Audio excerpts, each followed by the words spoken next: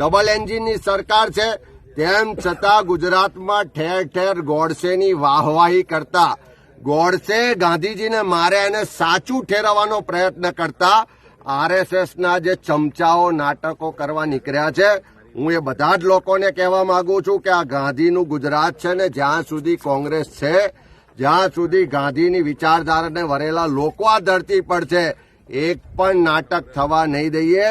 તોડફોડ થાય કે કોઈ પણ સંજોગો થાય, એક પણ નાટક નહીં યોજાય.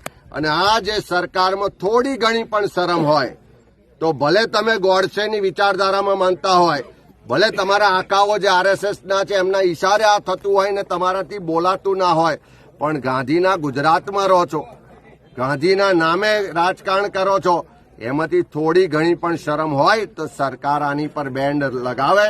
નહીં તો કોંગ્રેસ પાર્ટી ને ગુજરાતના ગાંધી વિચારના વાહકો એક પણ જગ્યાએ આવા નાટકો થવા નહીં દે. અને એના માટે જે પરિસ્થિતિનું નિર્માણ થશે એની સંપૂર્ણ જવાબદારી આ ભાજપની સરકારની રહેશે.